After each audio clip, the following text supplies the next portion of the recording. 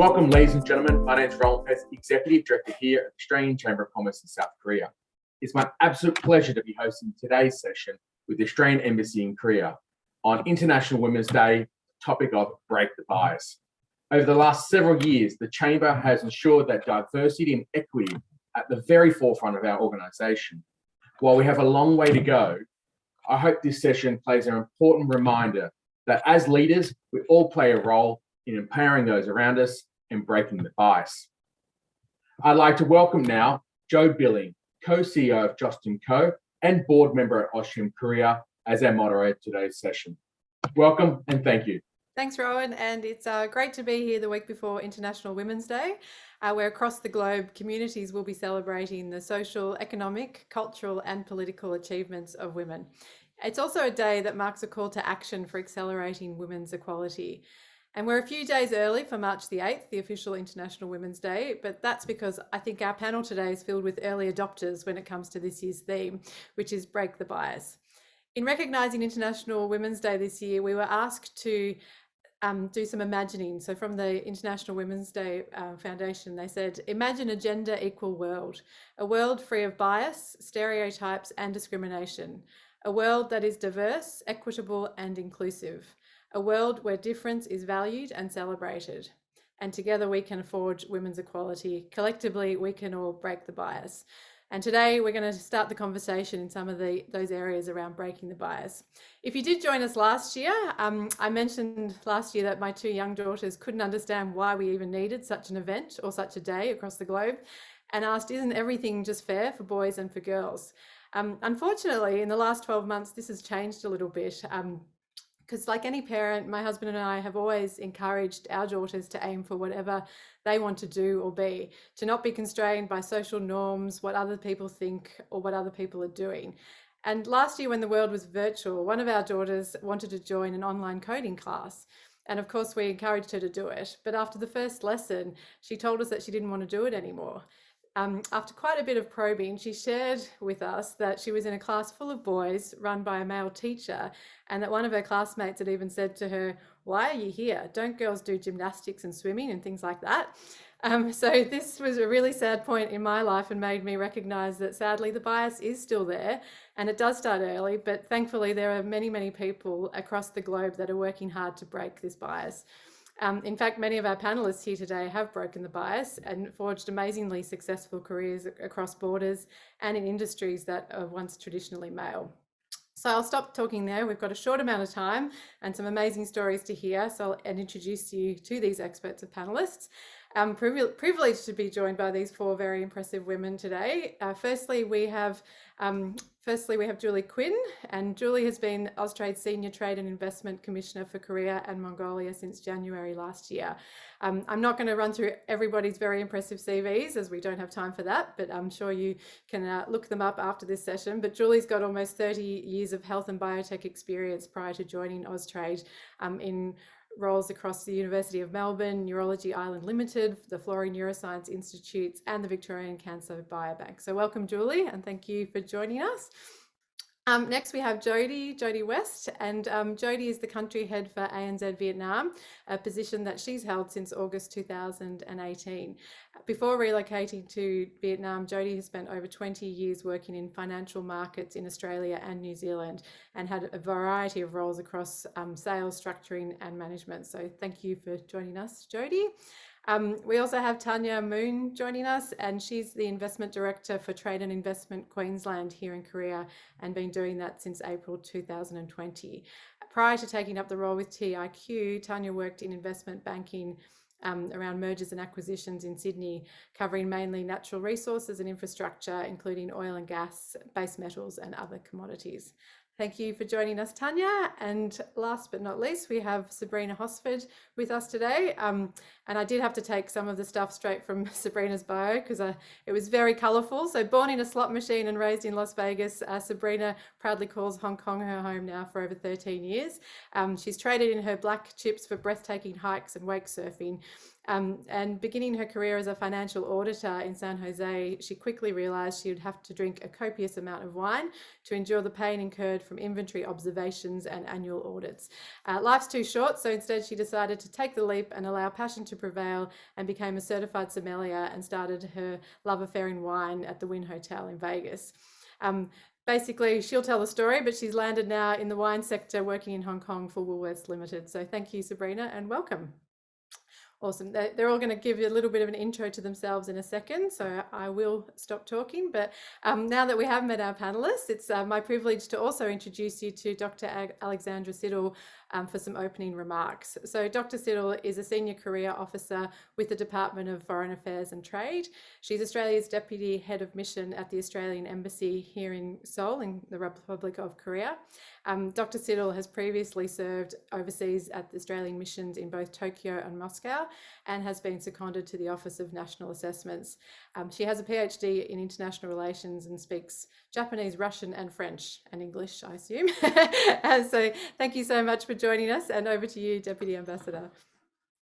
Good afternoon, everyone, and thank you very much, Jo, for your generous introductory remarks and for moderating today's event. I'd like to thank AustCham Korea for hosting this important event in the lead up to International Women's Day on the 8th of March. This year's International Women's Day campaign theme is Break the Bias. Whether deliberate or unconscious, bias makes it difficult for women to move ahead.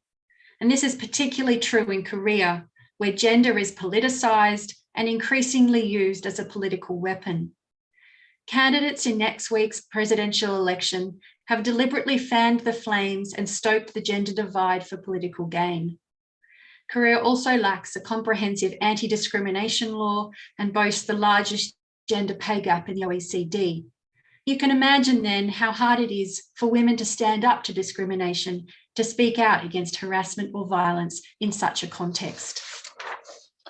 So what is the Australian Embassy in Seoul doing to advocate for change and to break the bias here in Korea?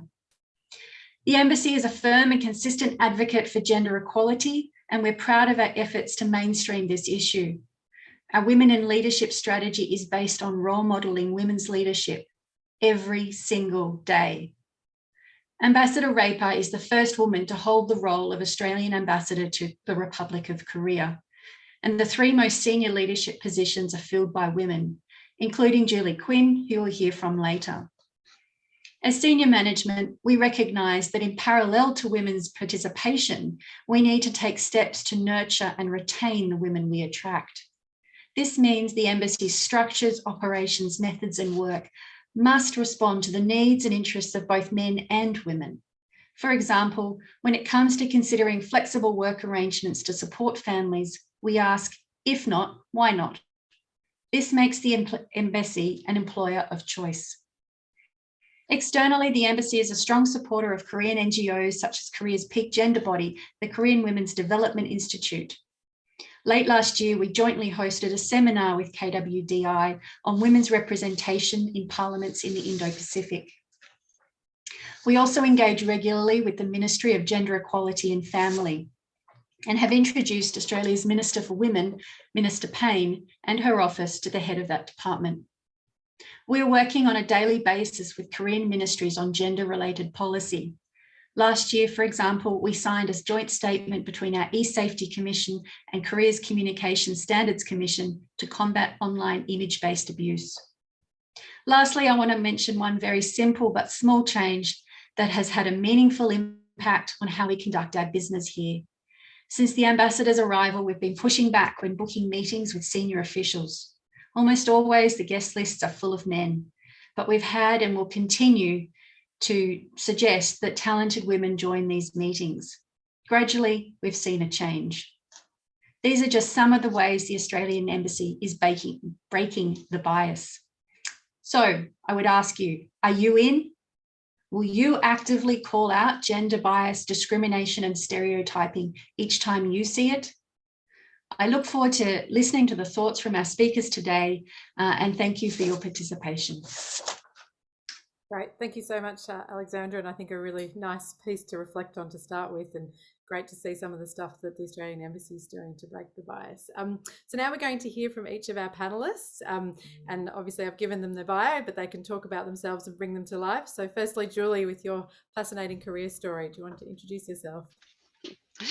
Thanks very much, Jo. And it has been quite a convoluted path for me to arrive at Austrade, but I'm going to start at the beginning.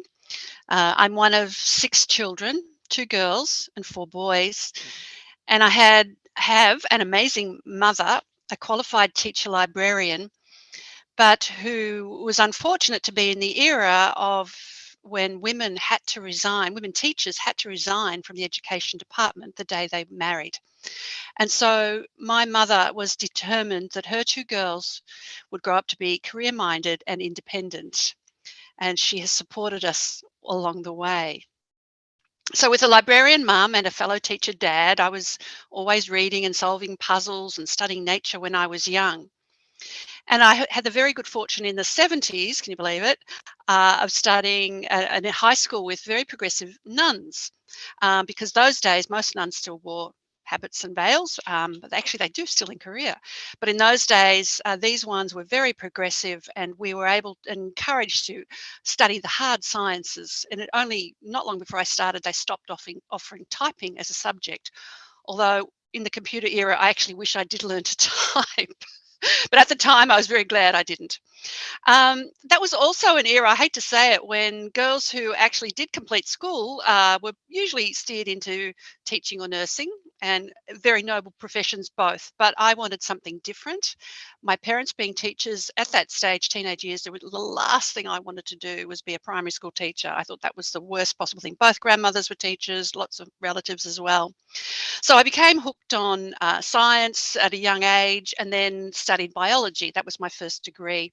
And that really set the scene for my career in science and technology. And that's what I've brought to my posting here.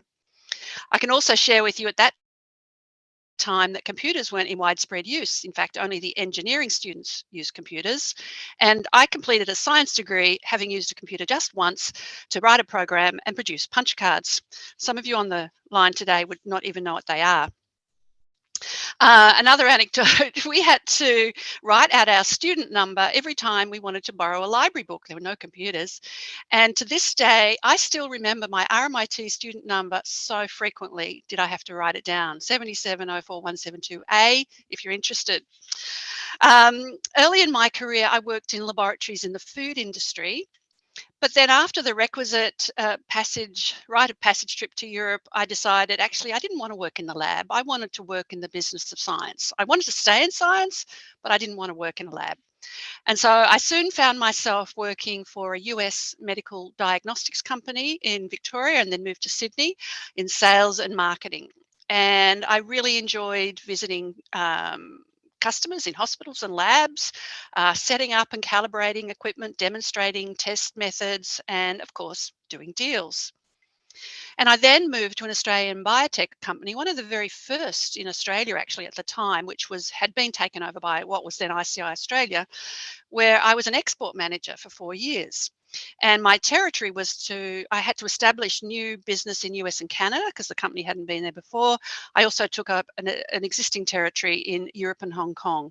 And I have to say, it was terrific fun. I was single at the time.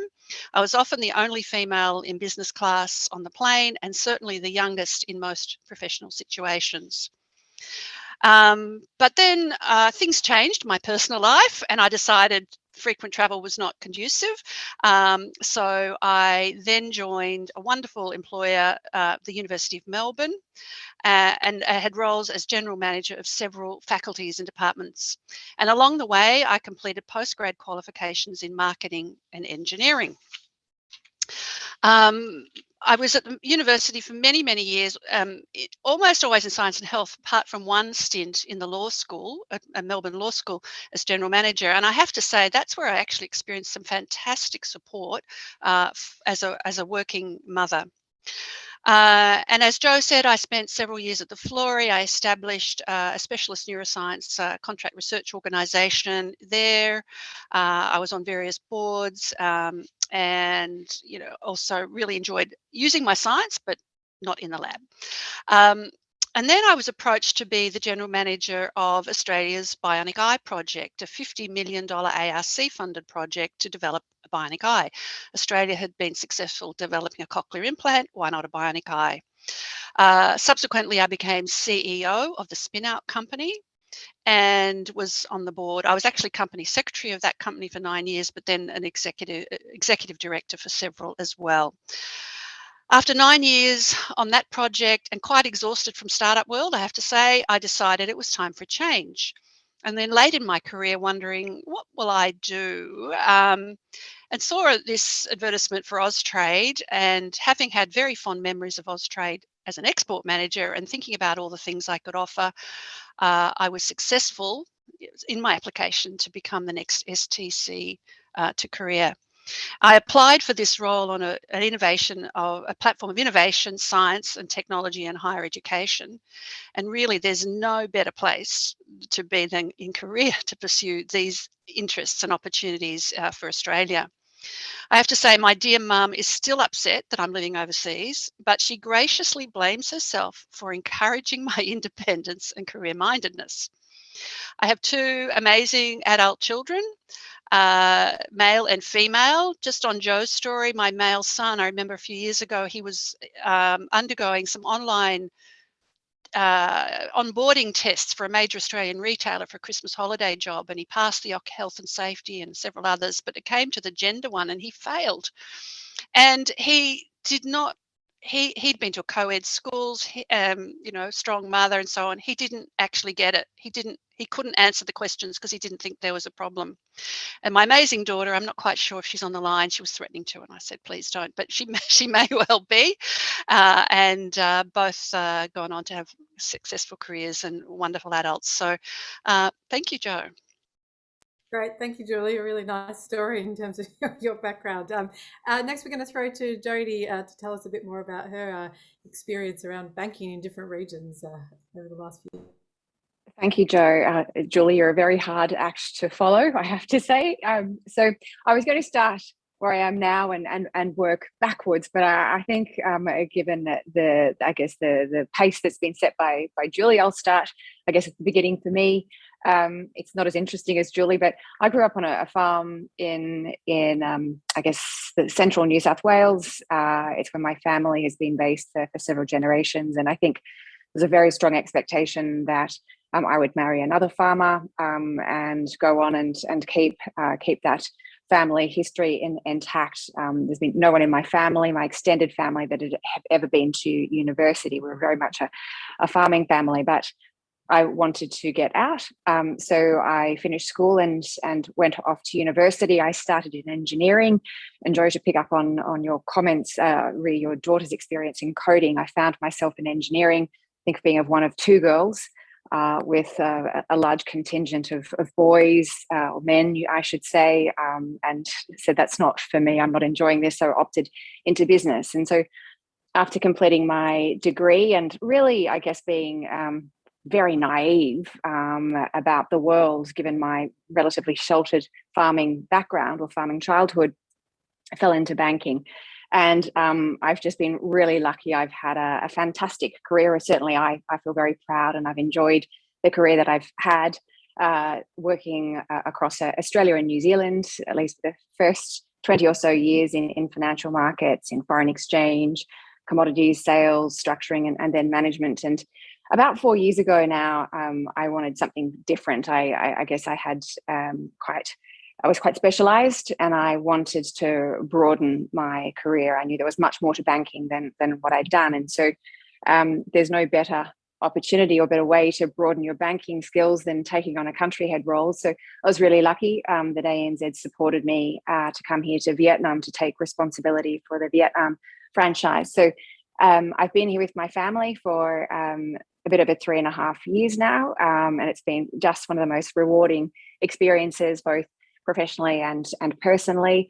Joe, to pick up on your comment as well from before, I have two daughters, and I reflect on them from time to time. And recently I was thinking this is such a different experience for them. That's the primary breadwinner for them. The person going out to work every day is their mum, and that should shape their thinking about what their life is going to be going forward. And my 8-year-old said to me one evening over dinner, "Mum, why can't you be like all of the other mums and be there to pick us up after school?" Just they're the data points that she has, that all of the other mums there after school pickup, and it's her dad that is the exception. So thank you, and yeah, thanks again for allowing me to be part of this important webinar. Awesome. Thank you, Jodi. And yes, it's all too often the collection of mothers at the school gate. I think changing the opinions is happening slowly, but it's getting there. Thank you. And Tanya, we're going to throw to you next. You've had a very colourful and varied career, so we'd love to hear how you ended up working for TIQ here in Korea. Thanks, Jo. I'll follow the trend. I was born and raised here in Korea until I was 11. So English is actually my second language, but I'm far more comfortable with English now. And we moved to Perth with just my mother. It was a trend at the time in Korea for mothers to move with their children overseas to teach their children English. So we were actually only meant to stay for 6 months, but ended up staying a lot longer than that. Finished high school in Perth and moved over to Melbourne to go to the University of Melbourne to do Bachelor of Commerce. And I've always stayed in finance, so my majors were finance and economics, and I joined PwC as a graduate in their deals division in their valuations team. I think PwC was a far more progressive workplace than Rothschild, where I joined in 2018 as the only female banker, which is shocking for 2018. And I mean, across the board, across all industries, I was the only female banker and covering natural resources, again, in a very male-dominated industry. So did mergers and acquisitions there for a few years in Sydney, and that led me to an investment director role with TIQ. And it was an opportunity for me to come back to Korea working for the Queensland government. And I was most likely the youngest applicant in the pool, and I still am very young in the context of Korea as well. So I hope to sort of provide some insight into working as a young female here in Korea with the Australian background. Great, thanks, Tanya. I think you've got some really interesting insights and views that you can share with us. And as a quick aside, I know we're already out of time, running late on time, but I started with one of the big five as a graduate, and saying PwC was progressive. When I started, all the females got a list of what you could and couldn't wear to work, and I wasn't allowed to wear trousers, and I had to wear hosiery if I was to wear a skirt. So thankfully, I think we've moved beyond that, but it's a pretty scary place sometimes, the world. So on that note, Sabrina, I really love that you gave up both the black chips and the inventory audits, but love to hear how Woolworths tracked you down and found you. Thank you very much, Jo. I also started my internship in university was with PwC, and I do vaguely recall the dress code, but I've always, fought against the rules. So I'm pretty sure if I was told to wear hosiery, I cut holes in them and then said, "You still want me to wear hosiery?" So for me, I was born and raised in Las Vegas, which I didn't realize at the time that was strange and unique until I left. I thought it was a very, very normal upbringing. I did realize through the support of my parents, especially my mother, that I could do whatever I wanted and she would support. And obviously within reason, but I think the first taste of that was when I was in high school, and we did not have a baseball team at our high school. And I grew up playing softball, but that was ending, moving on to high school sports. And so I asked if I could join the boys' baseball team, and they did not know what to do with me. And that was kind of my first taste of, this could get hard. And I did play with the boys for 2 years. There were no additional women or girls that had joined either on our team or on any of the other school teams. And it was hard, and it wasn't always fun. And I thought, wow, sports are supposed to be fun. I'm not sure if I like this. So then moving on, obviously I had done a bit of audit, and then my passion lied with wine. And one thing that I can say about wine is, while in the industry itself, there are traditionally a number of sommeliers that are men, that is changing, and that's moving in a very positive direction. But I think what I found very difficult about being a female sommelier in Las Vegas, and just to give you a little bit of color, my first night on the job, of course, I was so nervous. I didn't come from a restaurant background, whereas in Las Vegas, you can make a very, very good living working in the food and beverage industry. And after work, you finish polishing the glassware, and everybody wanted to we did what was called late night tastings, where we would blind taste new wines from new producers to see, do we want to bring them into our list?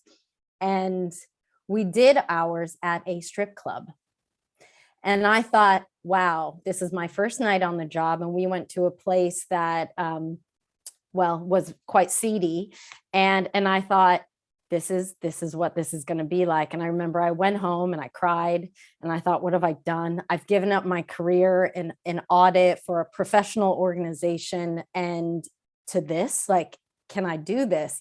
And my boyfriend at the time, now husband of almost 15 years, he said, you can do this, Sabrina. You just need to, breathe it out and remember who you are. And no matter what, don't change who you are.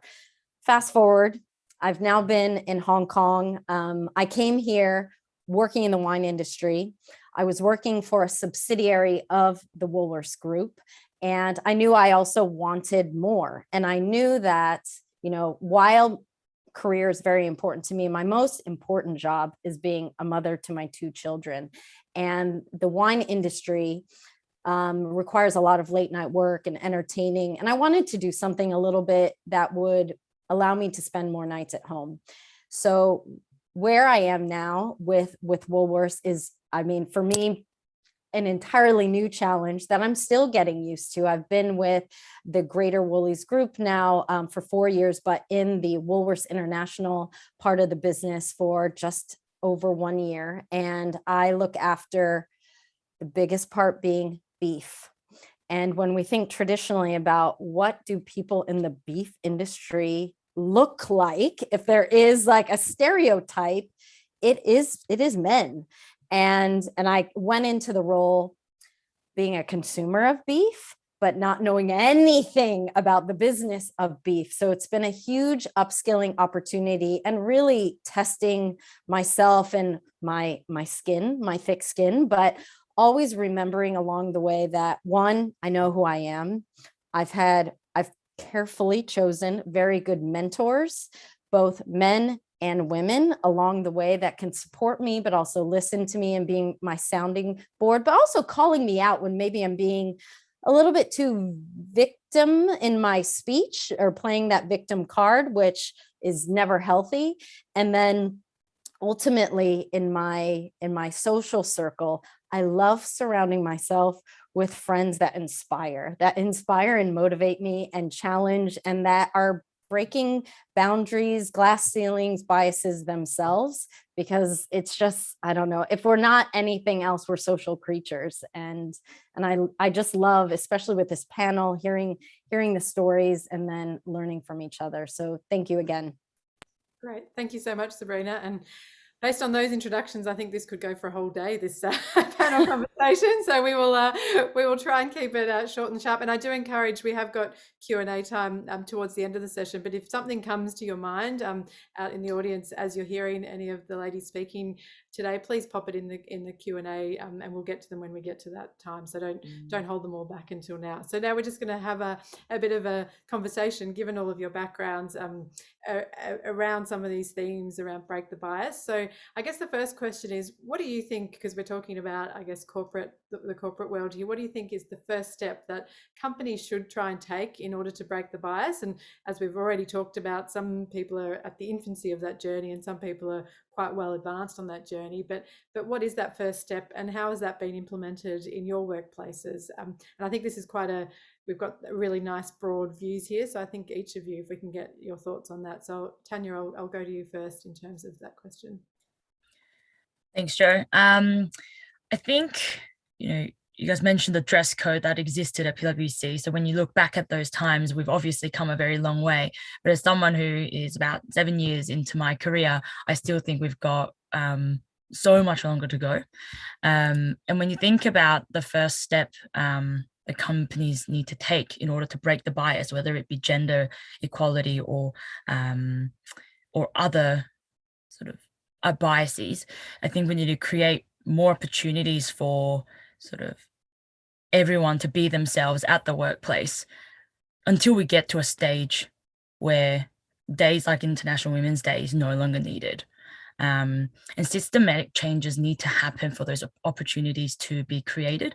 And in the context of gender, I think systematic changes need to allow women to grow and stay in the workforce and or return to the workforce as well. I'm not at the stage where I need to leave and come back, but I know definitely women who have left, come back for a little while and then left again because it's they're not supported in the right way. I think to achieve this, more conversations need to be had to make this happen. I think the involvement from men and in senior positions, those in senior positions, is necessary to make the whole workplace understand why some measures are required, such as quotas. Yeah, thank you, Tanya.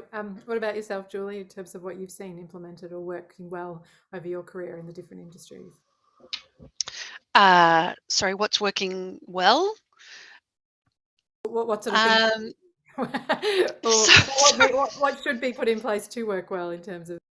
Look, I think women, I look at women who knock back opportunities or don't think of themselves as being good enough to apply for a job. I think women have got to take a lot of responsibility too, but also be supported and trained and given some female-only opportunities to help them gain confidence, to put their hand up, to put their head up, to actually put themselves forward. I think that's really important. I think that's enough on that topic for me. Thank you. Okay. Thanks, Julie. And Jodi, in terms of what you think the first step companies can, and what have you seen working well at ANZ, I suppose, to break the bias?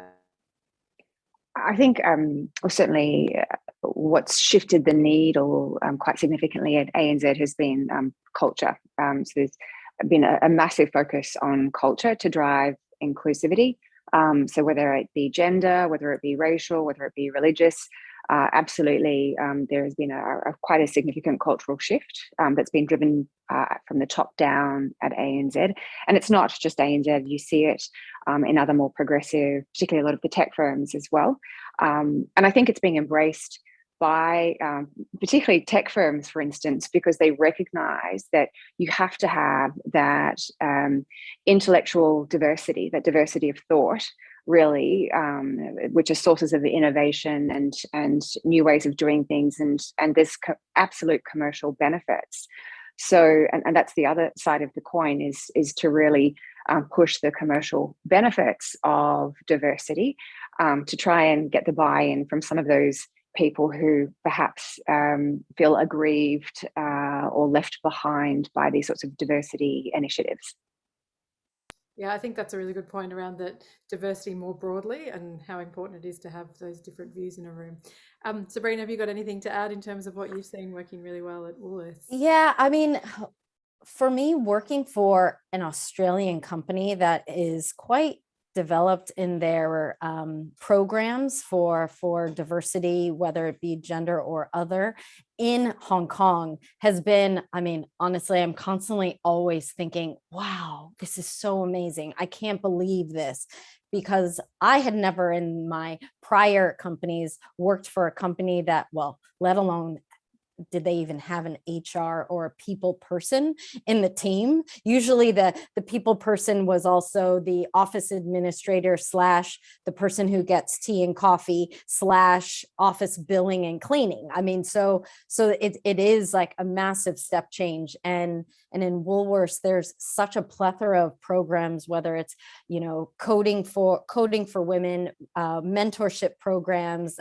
In international, we've started a leaning in program where it's very new, but we're talking about things like communication styles and how to adapt the way that you communicate to have maximum impact, even though maybe your intention is there. So these are little things that we're trying to do on a micro level, but then at the macro level with Woolworths, I'm still learning about all the programs, let's put it that way. So it's impressive. Okay, great. Thanks, Sabrina. It's good. It's Yeah. good to hear. Yeah. All right. I think that's a really nice sum up in terms of some of the things some organizations are doing. The next one's on a more personal level. So it's around, you know, what are some of the personal biases? We all have them, as much as we try and say that we don't and try and sort of remove them from ourselves. What are some of the personal biases that you might have, and how do you try and overcome them? Jodi, I'll throw to you first. I think one that I'm very, very conscious of, and I think I've actually made great progress, is the traditional role of men and women. And I think that's a large reflection of my childhood, which was in a very male-dominated environment where males were responsible for hard physical work, females were responsible for domestic, anything to do with children. And so that's really been front of mind. I think it's almost hardwired in me, and it's something, I guess, as I started my career, and particularly since I've had my own family, that I think is I'd like to say is dead, but I'm sure it does rear its head from time to time. The other one, I think, which is really endemic, not just me, but I think across society, is this bias that we have around mistaking confidence and alpha personalities with competence, and to the extent that perhaps manifests itself a little bit more so in the male gender than perhaps in the female gender. It's one certainly that I'm really conscious of, and I think we all have to try and fight that one. It's one that is entrenched because of Hollywood, because of movies and programs that we watch, that typically the male hero, the role of the male is the confident leader who comes to save the day, and is the successful executor. So yeah, one for me that I will call out, but I do think it's a broader issue across society. Great. Yeah, thank you, Jodi. I don't know if anyone's seen the latest Cinderella story on Amazon Prime, but they've flipped the heroes, which is it's a real, I won't ruin the ending, but basically the prince gives up the kingdom to follow the career of Cinderella, which is a really nice change in the traditional story. But thank you, that was great. Anyone else in terms of personal biases? Tanya, is there anything that you sort of face, some of the personal biases you have? Yeah, I absolutely agree with Jodi in saying that I think biases are shaped by ideas sort of deeply entrenched in the wider society. While I do think personal experiences do shape our biases, overall, what my male colleague might think in my generation is going to be similar to what I think. And I'm going to have my personal biases that are similar to my male colleagues. So if, for example, a new female colleague started in the workplace in banking, I'm going to have very similar expectations of this female as my male colleague. And so I need to catch myself on those things that I wouldn't have thought would be my own biases, such as, you know, going back to Jodi's point around, you know, the alpha maleness of a male colleague, for example, is the same expectation that I would have as would my male colleague. And for myself personally, having come from Australia, I am not what a Korean male would expect of me. In a meeting, for example, I am, as the investment director, probably a lot younger than what they would expect. I'm also female, but in the way that I carry myself in business is also not how traditional Korean females behave. And it's really interesting because it's the opposite way in Australia. When I work with senior males in Australia, they have their own expectations of a young junior female from Asia. And I am probably more Aussie than a lot of Australians, as I grew up in Perth. And that works, and interestingly, I think that works favorably for me in Australia, but unfavorably for me in Korea. And my strategy so far has been just to stay true to myself, and let things play out. And it's worked. I've not experienced overt sexism here whilst working with Korean clients. Okay, great. Yeah, thanks, Tanya. That's interesting. And I guess building on that, all of us working in Asia, I suppose, the gender roles are still a bit more conservative than those of Australia and the US, I suppose. So how do you navigate some of those cultural sensitivities as you go through work? Julie, I'll ask you that one. Yeah, thank you. Well, look, as Alexandra mentioned, it's interesting, in the embassy, the entire leadership team is female.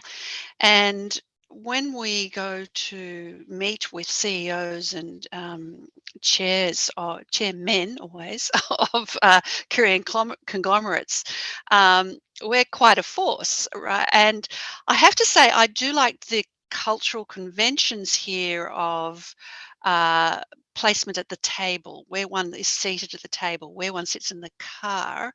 I actually find these very useful, because if somebody sees a woman sitting in the central seat opposite the chairman, they immediately know, and there's no question. So I haven't myself experienced that, oh, you must be the assistant.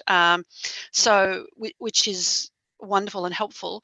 And I think also the other cultural thing of age, yes, older people, seniors are more respected, has definitely worked in my favor.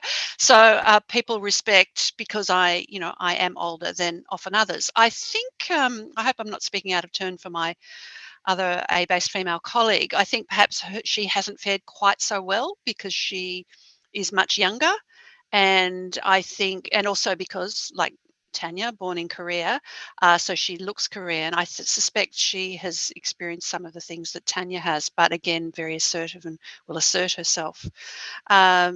So in terms of who we meet in corporate Korea, similar to Australia, I think in the health space, education, food, there's greater representation of women, but in the harder, engineering, resources and so on, we very, very rarely see a female, and I guess we make up the numbers. Thank you. Thanks, Julie. I guess leading on from that, Alexandra, if we could ask you to have a talk here, because one of the questions that has come through, which is very similar on that theme, was what is that typical reaction from the Korean government and industry when they receive those requests you talked about, in terms of getting more female representation, and more broadly what your experiences is like Julie's? Thanks, Jo. They are either very, very bemused by a request like that, or very defensive, and I'm not very much in between. They sometimes say, but well, we haven't got anyone. Like, well, what are you asking us to do? And I sometimes wonder if they, put the tea lady in a suit and bring her along to, take notes or something. But I have had a major defence conglomerate, when I asked the question, how many women in your organisation, look quite embarrassed about the answer, which is 0. Similarly, I had a meeting last week when I asked it was a trade umbrella organisation, and I asked them about the percentage of female staff, and they very proudly said 40%, but we didn't quite have time to dig down to the fact that I'm pretty sure 40% of those, of those 40%, a very, very large proportion were very junior. So while some of them are perhaps feeling pressure, whether it's from ESG or other corporate norms, they don't have any good answers. I've also found this in the academic sector. An senior academic said to me a couple of weeks ago that actually, men were under threat, and there was 2 women around the place. And look, in terms of my personal experience, I have spent now nearly a decade in Japan and Korea, and that's that cultural sensitivity you talked about, very male-dominated environments. And so I think there's a cultural element there. I was very young and very blonde, and I tried to fit in. I dyed my hair black. I wore a black suit. Didn't work. I was very quiet, which is very not me, and decided after sort of 3 or 4 years of trying to fit in that this wasn't really, as Tanya had said, staying true to myself, and I just couldn't keep up the act. And so have consequently gone back to colour and being blonde and saying what I actually think. The other sphere is my thematic areas. Like many of the panellists, I've worked in very heavily male fields. Mine is nuclear deterrence, arms control, non-proliferation, and alliance management, which, as you can imagine, have very, very few women in these areas. So I think many similar stories for me. I have found Korea very difficult. I often take along junior colleagues to take notes for me, and if they're male colleagues, oftentimes the conversation is steered at the junior male colleague, and I have to be quite firm in saying, like Julie said, sitting in the central seat and saying, look here, look at me. I was also the only female in the Defence Attaché Corps in Moscow, the only civilian. So, there's a lot of different pressures, and sometimes being the only female, you can find ways that you can get things that other people can't. So, I was very young when I was in Moscow, and people were very nice to me and provided me lots of information that I'm pretty sure male colleagues didn't get. So there was an upside, but mostly it was difficult. Yeah, great. Thank you very much, Alexandra. That's really good sharing of insights and experiences here. And I guess going to Sabrina and Jodi, we've talked a lot about Korea, but is there similar sort of challenges in Vietnam and Hong Kong? And also an extension to that, how do you stay mindful when you're looking at that of who's at the table and who's not with that context? Sabrina, I'll ask you first. I was smiling when Alexandra was sharing her story, and I was thinking, not that long ago, there were a number of times where I would have to also remind people that they needed to address their conversations to me and not to my junior colleague who was taller, male, and was French speaking. And in the wine industry, for whatever reason, there is a bias that if you speak French, that means you're a wine expert. So when they hear my very obvious American accent, it is automatically mistaken for lack of experience. But I would say I've always been very, very well aware of who's at the table, because when I first came into the wine industry in Hong Kong, I was either one of the only women, definitely one of the only Caucasians, and I had to also think about, okay, very quickly assessing the room of who are the key stakeholders, who do I need to influence, and if I don't know them, how do I think I'm going to have the most impact if I get a chance to talk? And forcing your way to actually have a chance to talk was a first part of the problem. And then if you're able to do that, then how do you get your point across without coming across as being quote unquote like whining or too aggressive? And I've never really considered myself aggressive, but the number of times I've received that feedback of, oh, Sabrina, you're too aggressive and you need to really tone it down a little bit. And I thought, really? Is that really the case? But what I would say what I've learned now is, being very just confident in your voice, that yes, I do know that I have something to say and I can help, whether it's in the professional space or, when you are, most of my experience has been in sales, and really knowing how to sell will get you very, very far in your life, whether it's trying to make friends, trying to get a promotion, trying to actually execute a deal. You're always doing that, and assessing the room, and also being mindful of who's not in the room. And as leaders, we have the role and responsibility to make sure whoever isn't included, you get them there. And because I'm only going to be as good as the team that supports me. And I'm the first to say, especially in the world of beef, I am not the expert, but I have a team of experts that can make me look good as long as I treat them well and they have a seat at the table. Right. Thank you. Yeah, that's a really, thank you, Sabrina. Really good message there. And Jodi, what about yourself in terms of the experience in Vietnam versus Australia and what you've seen?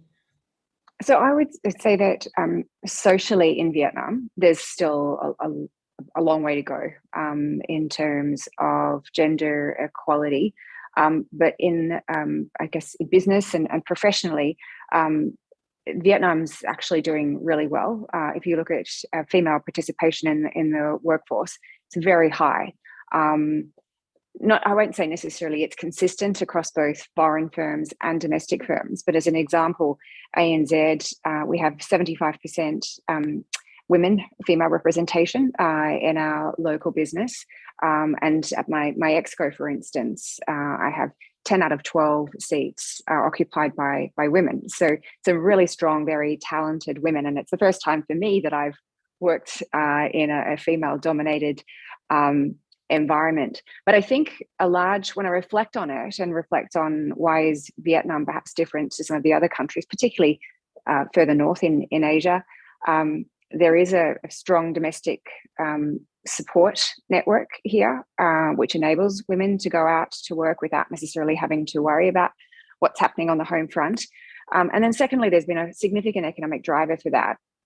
So if you look at economic growth, it's the PPP model, right? It comes down to population, productivity, and participation. So if you don't have females representative in the workforce, then you're not going to optimize your economic growth. So I think that for the government here, it's been one of the key, I won't say it's necessarily been an explicit policy driver, but part of, for a country that is reasonably underdeveloped, they've really had to make sure that they're leveraging the female population to try and optimize that economic growth. Yeah, great. That's really interesting, isn't it? I do like, and I guess a lead in, we better move to questions now because we are a few minutes over, and I think a good leading question that somebody has put a comment and a question, Kim, thank you, saying it's really great to have that support and the opportunities from companies and particularly female CEOs, which we have here, but however, creating a learning environment that female students feel comfortable to recognise their talents and encouraged early on. So I guess embedding those sorts of that confidence to be able to speak up. So the question from Kim was, how would you like to see or expect the Korean public schools, and I guess this could apply to any public schools or international schools, taking some responsibility in terms of young women and leadership programs? Anyone keen to answer that one? It's a tough one, Kim. Or has anyone seen what good looks like in some of the schools in terms of really building that confidence early on? I can speak a little bit in Hong Kong, it's actually a huge problem. Yeah, okay. And there's a massive disparity between the way schools in the public sector versus the international sector are taught. And for example, the schools that my kids, they go to a Montessori way of teaching, which is quite different, but it's very much an empowerment and almost a blindness of gender to a certain extent. And I see it as quite refreshing. Whereas we do have, my husband and I coach a baseball team, and some of the players are going to the local schools, and it's very archaic in the ways of thinking and roles, even so far as, hair. One of the boys on our team has a little bit of a tail. and he was criticized and was sent to the principal's office for looking like a girl. And I thought, are you kidding me, in 2021? So I can say that at least in the public school system in Hong Kong, we have a very, very long way to go, and we have a lot of work to do. Yeah, great, Sabrina. Julie, were you going to say something then? Look, I don't have, I'm sorry, I don't have any experience with the Korean system, but I just know I have seen in Australia programs that are just focused at girls in schools, inviting inspirational women to come along and address them. Some schools actually have leadership programs for girls, so and giving them, some of the co-ed schools are fantastic in giving them equal opportunities. So just some thoughts if anybody's got any influence in Korean schools, of watching and observing what's happening in Australia. That's a really, I think that the whole saying that you can't be what you can't see, it really resonates with me and a lot of people, I think. And the more girls get exposure to these, women doing things that traditionally only men could do, that the more we're going to change that mindset. So a really good question. All right, Ross has a question on perhaps an Australian Korea G2G working group could be created to address gender bias and move visibility to this issue, particularly in Korea. Alexandra, what do you think of that? It's a great question, Ross. Thank you very much. I would say that, as I mentioned before, we have the Minister for Women in Australia, Senator Payne, and she has been here and engaged very closely with her counterpart, Minister for Gender Equality and Family. I would also note that under the Comprehensive Strategic Partnership that we signed with Korea in December last year, the third pillar of the CSP is around socio-cultural cooperation. We signed an MOU with the Korean government, Ministry of Foreign Affairs, Ministry of Culture and Tourism, which did actually include reference to gender, and it was one of the elements of the MOU where there would be more senior cooperation. And so I can assure you that such a working group does exist. And that we will be engaged later in this year at that G2G level on these issues. I would also note that Australia and Korea both have a Women, Peace and Security National Action Plan and are implementing that in a very deliberate way. So, for example, the Defence Ministry and Australian Department of Defence have a lot of work together around gender and women in peacekeeping, and that's just in sort of one specific element of that plan. And another example would be work that we're doing on women in STEM, which hopefully I could share with this group later in the year if we have a senior visitor from Australia as expected. So please be reassured that there are G2G working groups on these issues, and where opportunities arise to bring in the business community, we will definitely seek to do that. Great. Thanks, Alexandra. We've got time for, I think, 2 more questions, which there are a couple. So Claudia had a question in there around curious to hear from any of the panelists on best practices you've observed or ideas that you've got on how to enable more breaking of the bias. I think, Jodi, have you got any ideas on that one?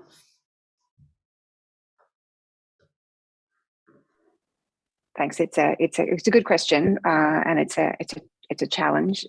So we've, as an example, in our recruitment process, we've become quite strict in terms of managing that to try and minimise the impact of bias. So when we're recruiting, there must be a female candidate that's included in the final list. In terms of the interview panel, there must be a female. That's at least one female present on the panel. And then through that recruitment process, we'll have skills competencies that are debated to assess each candidate. So it becomes much more objective rather than trying to minimize the subjectivity of it, and hopefully stamp out bias in those types of decisions. But even in vendor selections, those sorts of things, there are absolutely things that you can do. Great. Yeah, there's some really practical things I think around that stuff that you can definitely do. There are a couple more questions, but I think we've got to end there. I know a lot of the panelists need to go at 1 o'clock Korean time and wherever else in the world you might be. So I'll just, there is a really quick one that is maybe a short answer, which was directly to Alexandra from Kim. Would the Australian Embassy be willing to provide some exchange programs or internship programs for young Korean women and students who plan to study at universities in Australia? Thanks very much, Kim. The very short answer to that is our internship program is up and running, but we are constrained by Korean law, which means that we have to pay a certain, we have to pay according to the labour law. And at the moment, we have an internship program with a Korean Ministry of Education funded and organised exchange program. So at the moment, it's not just a, come and ask us. It's actually a managed program. I do think that there are lots of opportunities to have that internship and exchange. So please keep an eye out on the website, and if we have anything there, we will announce it. Thank you. Great. Thank you so much, Alexandra. And thank you so much to Jodi and Julie and Tanya and Sabrina as well, because I think it's been a really great and insightful conversation. So Rowan, I'll hand back over to you. Thank you very much, Jo, for moderating today's very special webinar. It's an important topic, and on behalf of the Chamber and I, it's been an honour to be able to host this today. And in just wrapping up today's session, I'd like to thank Jodi, Sabrina, Tanya, Julie, Dr. Siddall, and Jo for all your time today. So once again, thank you very much, everyone, for your participation, and I look forward to speaking to you soon. Thank you.